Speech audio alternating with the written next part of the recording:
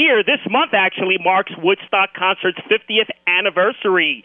Joining our program this morning is original Woodstock Concert pioneer artist, founding member, vocalist, drummer of the legendary group Sha-Na-Na, Jocko Marcellino. Jocko, Brian C., it's an honor to have you with me on KMET Radio. Good to be here, Brian. Good morning.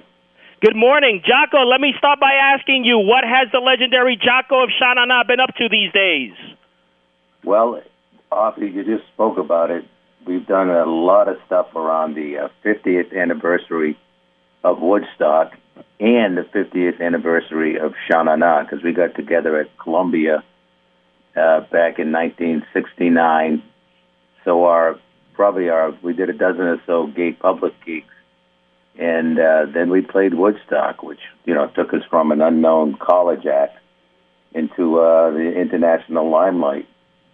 So it's a great celebration, and Sha-Na-Na has a 50th special edition CD, our 50th anniversary, which is very cool. It has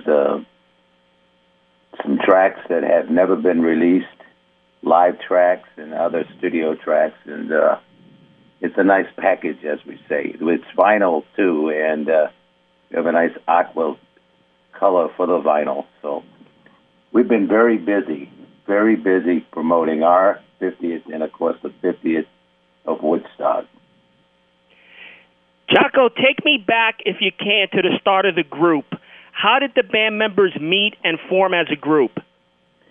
Well, we were at Columbia University, and there's a spin-off of the Glee Club. It's called the Kingsmen, the Columbia Kingsmen.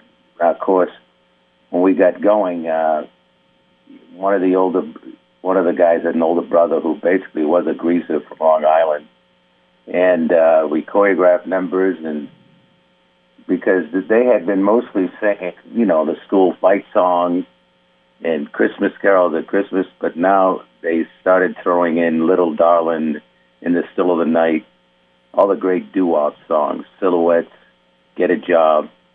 And so this is how the germ of the whole thing got going. And as I say, we had to change the name because Kingsmen was, for the public, was the Louie Louie Boys. So we came up with Sha-Na-Na, which is like a nonsense syllable. And lo and behold, our 12th gig or so was the Woodstock Festival. August 18th, 1969, Sha-Na-Na performs on the fourth day of the historical music concert Woodstock. Now, you opened up for Jimi Hendrix, correct?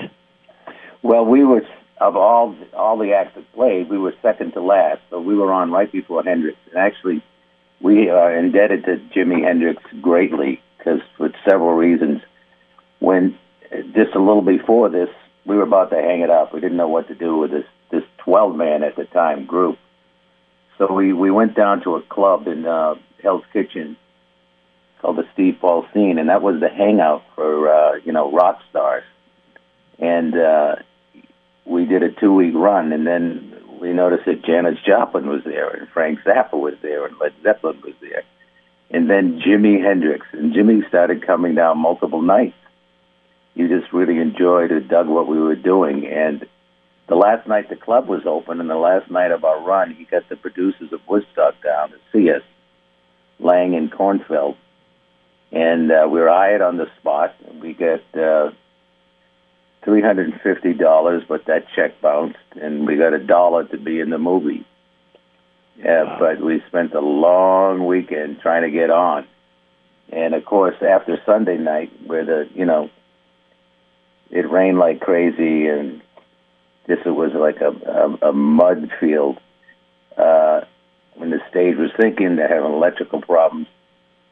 They went to Jimi and said, we want you to close the show, which was his deal. He played last, and Jimi said no, he didn't want to close the show yet because there are some bands. There was a handful of bands that waited all weekend and didn't get on, like us. And so we got our 35 minutes Monday morning just before Jimi Hendrix. And so he sort of saved our career twice. Wow, so because of Jimi Hendrix, that enhanced the Sha Na Na brand, huh? Yeah, because they woke up the film crew, and we made it into the film. We were at the hop in the film.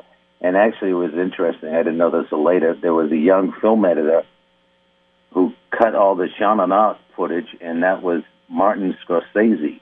Wow. Yeah, so that's just remarkable. Right now, because of Sha Na Na's style of wardrobe, style of play in that Woodstock concert, the 1950s nostalgia craze took off in the big screen, with American Graffiti, Happy Days, Grease. That was all attributed to you, Jocko, and Sha Na Na. Well, in some ways, and of course, we played Johnny Casino and the Gamblers in the movie Grease, and Screamin' Scott co-wrote Sandy that Travolta sang, and it was a great era, and it always goes in cycles. And I've been noticing lately that a lot of people are using quote oldies in advertising again. It's great music, and it will always be there. Now, Jocko, from 69 to 71, the band opened for Springsteen, the Kinks, the Grateful Dead. Can you share some stories, if you recall, about any of those legendary groups? Well, here's the deal. It's the other one. Springsteen, he opened to us. He did? Yeah, we did a run in New Jersey, and Bruce and the guys were our opening acts. And Billy Joel was our opening act, and Cheech and Chong was our opening act. Wow. And, we did a lot of festivals, too. Multi-list of bands playing in those festivals, including some with Hendrix and some with Sly and the Family Stone, Richie Havens. So, but in reality, we really, Hall & Oates opened up to us, because we were, commanding a audience with a great energy and the love of the music. Well, like I said, they used your style in American Graffiti and Happy Days. You guys were the king of the hill. Well, I got to agree with you. Another historic feat, Jocko, in the group's legacy was when Sha Na Na opened for Lennon and Yoko Ono. Do you remember that? Yeah, that was at Madison Square Garden. It was called the One-to-One Concert with Stevie Wonder, Roberta Flack, Sha Na Na, and of course John Lennon and Yoko Ono with the Elephant's Memory Band. And that was a great evening. And also at the end, John invited all of us up on stage, and we all sang "Give Peace a Chance," which was one of the great memories I have of being in show business. Just amazing. We're talking to the legendary Jocko of Sha Na Na. Jocko, one of my favorite shows as a kid growing up was the Sha Na Na TV show, which you had from 77 to 81. How did that show develop, and how were those moments like for you having a TV series? I have to correct you. You never grew up. Well, that's right. No, the TV show, yeah, it was pretty cool, because we had a nice run, with 69 to about 75. And we had toured internationally and it had gold records, etc. And, we were about ready to think of packing it in, But then Procter & Gamble came to us, and they were looking to do a Monkees-like show. And they went to the Beach Boys, who said no. They weren't talking to each other. Chicago didn't want to do it. And we were sort of perfect for it, because we were musicians, we were singers, and we were actors. We had a lot of guys who had studied acting. I had been studying since I was a kid. And I was in the Columbia Players. So we did a pilot in 75, and it took off. We ended up doing 97 half hours of the TV show for 4 years, and then it ran in syndication after that. Sometimes, 5 nights a week. So it was like having a hit record. And, see, we were a funny animal. We didn't have to depend on, record sales, though we had some big records. We were in all medias. We were in the documentary of Woodstock, and then our TV show. And then in the middle of the TV show, we were asked to play Johnny Casino and the Gamblers in the movie Grease. And we have more songs on that soundtrack than any other artist. So it's all been good. And rock and roll is here to stay, evidently. No question. And that's my next question. 1978, Travolta's Grease hit the cinema, right? And Sha Na Na made an appearance in that classic film. Can you tell us about being in Grease? Do you recall if you were the only group that was offered a spot in that movie, or did you have other groups that you had to compete with? No, we were. They came to us because we were perfect for what they needed. They wanted to augment the oldies, really the songs rather that they had from the Broadway play, and we added the classic rock and roll hits. Blue Moon, Tears on My Pillow, Hound Dog, and etc. And so we really, it was a nice juxtaposition, and so it really turned out great for everybody. Jocko, a couple of questions. The best concert you ever performed in, and why? It was one night at Madison Square Garden. We had done Boston the night before, and some of our guys, it was the height of a TV show, and some of our guys wanted to sleep in Boston, but it didn't work out because, there were guys who were very profile on the TV show. They couldn't get out of Boston because of a blizzard. But, of course, in New York, everybody took the subway, and the Madison Square Garden was full. So I remember going out there, and I had an old friend I had tickets for, and I went out and got him because I needed a guitarist out of the VIP section. I said, you're going to come on and play with us. So we had like 6 of us. And I said, good evening. Some of us couldn't make it, blah, blah, and boo, but the rest of us are here. We want to rock and roll. Yay. So we did a great rock and roll set, including that guy in the audience was Elliot Randall, who played Are You Reeling in the Years, but he did his version of the Bombo, which killed in New York City. We're talking to the legendary Jocko of Sha Na Na. Jocko, take me back, if you can, to when you were a kid growing up. Did you have hobbies, play any sports, or music was what you wanted to do? Well, I came from a family of football players, and I was actually all-state out of Massachusetts. I was, from Quincy, Mass. And what position did you play? I was pulling guard. And I played linebacker, but I was a guard and got scholarship offers from 6 or 7 different universities, including Columbia College. But I had to go tell the coach after my sophomore summer. I said, Coach, I just played at Woodstock and I have a 2-record deal. And he gave me his blessing, which was very cool of him. And I went full time into rock and roll and got out of football, which is probably good. Man, there's so many questions I can ask you. The Sha Na Na group appeared in 2 documentaries, as you mentioned. You mentioned the Woodstock one in 1970. Sha Na Na also appeared in the Festival Express in 2003, right? Yeah, that was a cool one. What do you remember about the Festival Express? Can you share any insights here? Yeah, well, there was a train that went across Canada.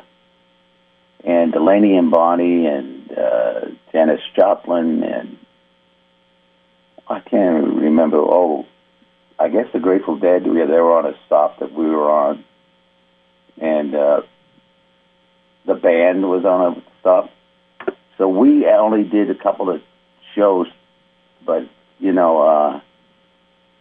was legendary. And in the film they used "Rock and Roll Is Here to Stay" as the people demanded that it would be a free concert. I think people got spoiled by Woodstock, thinking that every show should be free.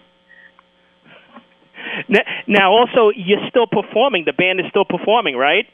Yep.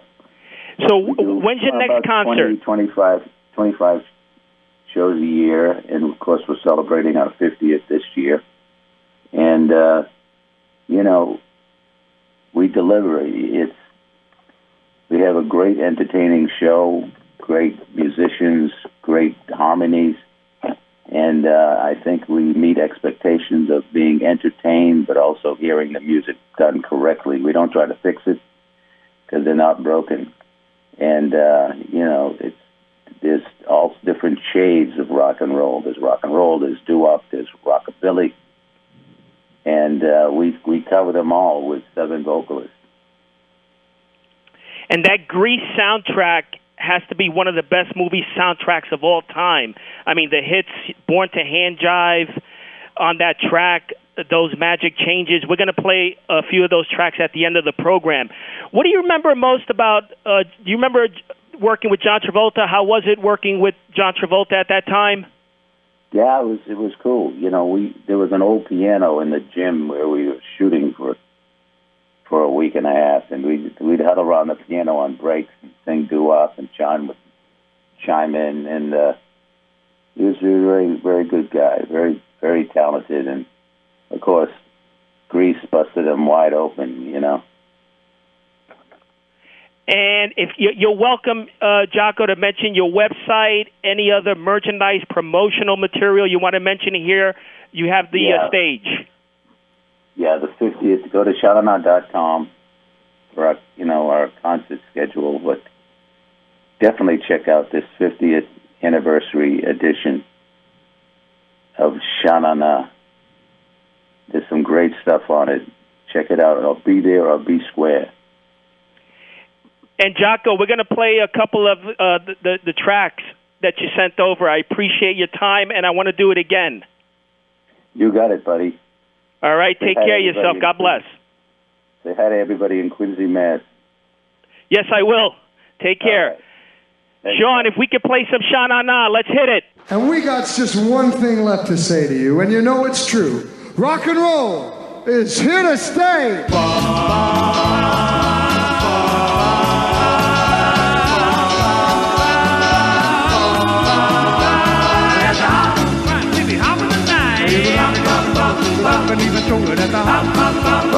Hello, baby.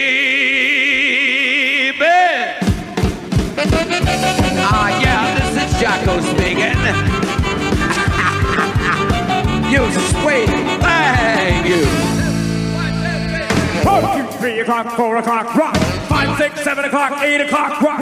9, 10, 11 o'clock, 12 o'clock, rock. We're going to rock around the clock tonight. Strikes home, don't be home. We're going to have some fun when the clock strikes 1. We're going to rock. And I'm gonna raise fuss, I'm gonna raise holler. I don't get all summer just to try to dollar. Way to call my baby if I try to make a date. The boss says, now son, you gotta work late. Sometimes a woman, what am I gonna do? Cause there ain't no cure for the summertime blues.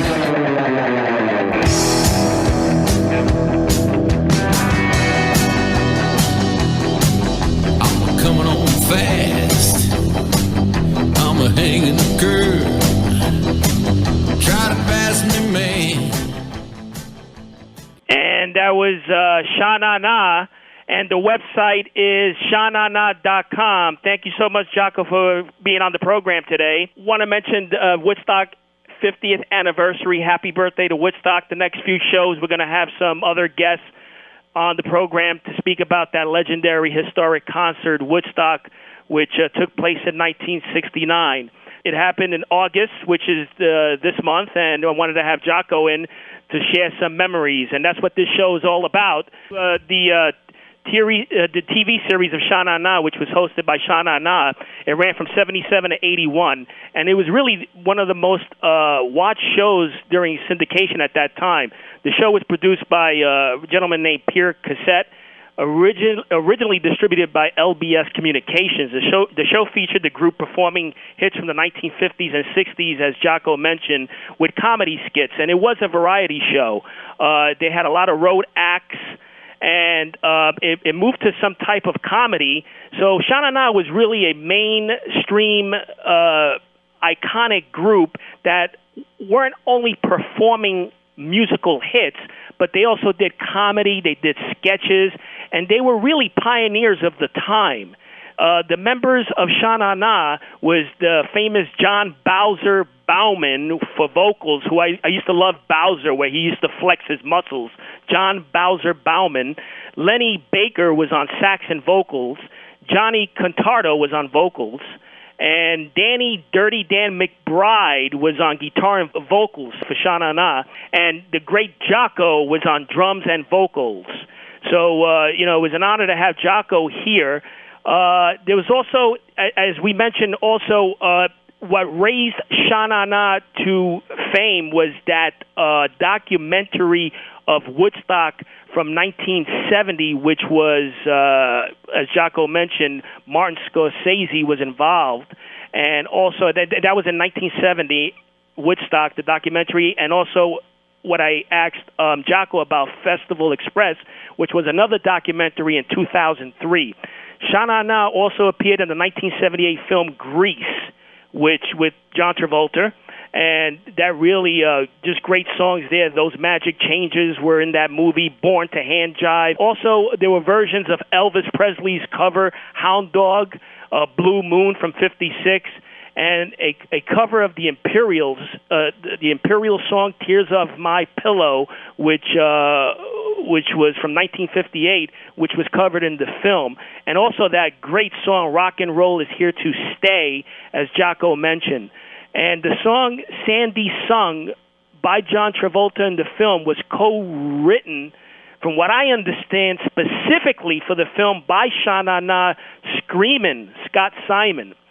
So, Sha Na Na is a pioneer group who performed in that historic concert, Woodstock. And, like I mentioned, it's Woodstock's 50th birthday, and I wanted someone on the program to represent Woodstock, and it was great to have Jocko join the show. Let's see what else. Now, I didn't know Jocko was a football player, so he said he was a football player. And he had as he mentioned on this program, all those bands actually opened for Sha Na Na, like Springsteen and Billy Joel. So that's how big Sha Na Na was. I mean, it's just crazy. And, they used other movies like American Graffiti, Happy Days with the leather jackets, the slick back hair, Grease. All that originated from Sha Na Na. And it's just, they're a historic group, and to have Jocko on the program was really legendary. Now, I wanted to quickly mention. Let's turn over to the sports collectibles. Did you hear this story a couple of weeks ago? There was a trading card from 2019, the year 2019, of the pitcher Shane Bieber. Shane Bieber. It was issued by the Topps Company, and in the back of Shane Bieber's 2019 Topps baseball card, they made an error and they put Justin Bieber. So apparently, this happened a couple of weeks ago. I didn't get a chance to talk about it, but it's newsworthy. So apparently on Shane Bieber's 2019 Topps baseball card, the bio on the back of the card, they put the Topps Company put Justin Bieber, and apparently all of Justin Bieber's fans on Twitter, which he has, I would say hundreds of millions of fans, communicated with Justin Bieber on his Twitter feed saying, that on Shane Bieber's baseball card, they mentioned your name. So it's really outrageous error done by the Topps Company, and some of those cards are available for sale on eBay. So if you go into eBay.com and you type in 2019 Topps Shane Bieber error card, you can actually purchase one, and they're affordable. You can find one for like $20, but it's something worth having because you can hold on to it, and in a few years, I would think it would be worth some money with that with that era printing on the back of Shane Bieber's 2019 baseball card, in which the Topps company printed Justin Bieber. It's just outrageous. Well, thank you, Jocko, so much for being on the program. Happy collecting to all.